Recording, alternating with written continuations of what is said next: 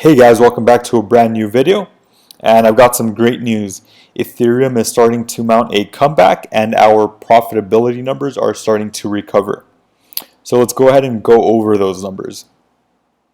So we're back on my Ethermine page, and as we can see over the past 24 hours, I have an effective hash rate of 210.7 mega hash per second. Again, it is below my actual hash rate of somewhere between 220 to 225 mega hash per second. The reason for this is because there was actually several hours of downtime today. We can see that right here on the graph. And basically I could not remedy this until I got home from work. And I'll go ahead and leave the details of that, of why the miner was down, to another video. I think it's something that should have its own dedicated video. Okay, so back to profitability numbers. So based on this effective hash rate over the past 24 hours, as well as the current difficulty of mining Ether and the current pricing of Ether, what is our estimated revenue for the next month? Let's go ahead and check that out. And we are estimated at $269.22 for the upcoming month based on these numbers. In case you haven't been watching any of my previous videos, a few days ago we were at the lowest profitability numbers I had ever seen since I started mining, which again, it's only been 5 months, but again, it's the lowest I'd ever seen it. And that number for my equipment was roughly $240. So it looks like we have recovered roughly, what is that, like almost 15%? Yeah, almost 15%, right? Close to it, maybe like 12. But anyway, we're starting to recover.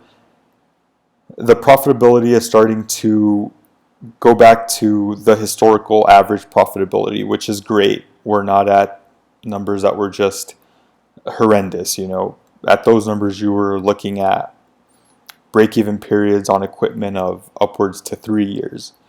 Right, so we're starting to get back to normal, which is good. It lets me breathe a little bit of a sigh of relief. But yeah, that's what's going on regarding the profitability. It's getting better, but we'll see what it does in the upcoming days. Now, I also wanted to take a few minutes to discuss some hardware. The reason for this is because I have made it known in some of my previous videos that I do plan on further expanding my mini mining farm, which I'm going to do in the upcoming months. So I started purchasing some, just some hardware like cables and things like that. And then I ran into an issue with a piece of hardware that I think is probably pretty popular amongst miners.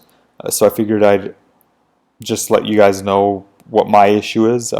I still don't have the solution. I've decided to leave it for now, but I thought I'd just share this information with you. So basically, I purchased this piece of hardware here.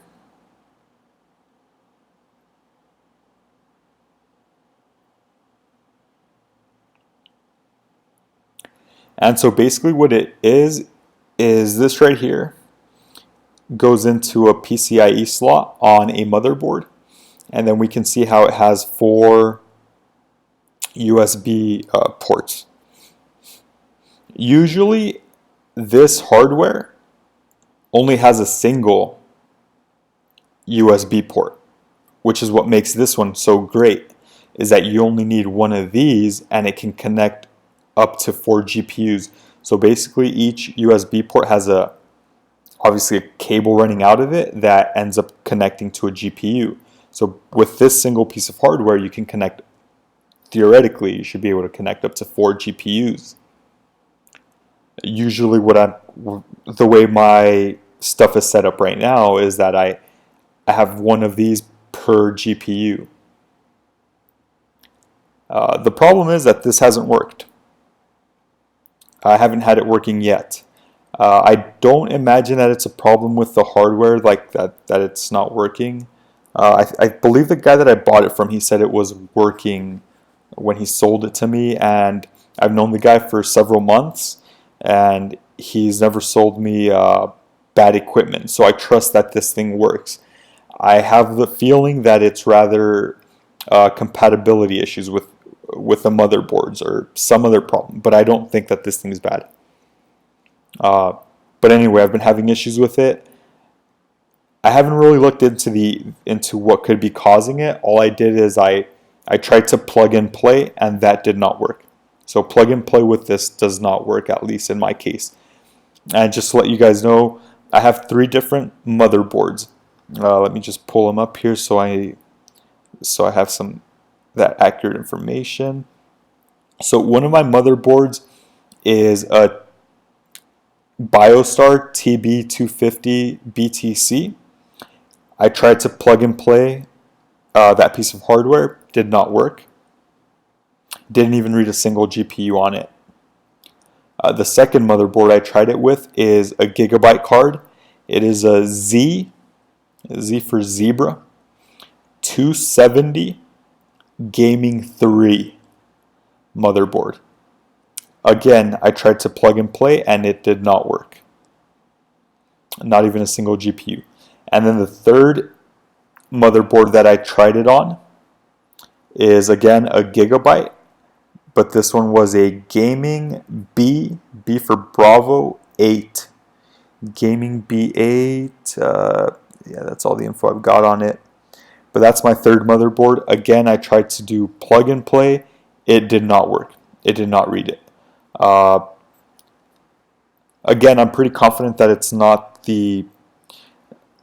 I'm pretty confident that when I was sold this, and even now, it probably does work. I have a feeling it's just a compatibility issue with maybe drivers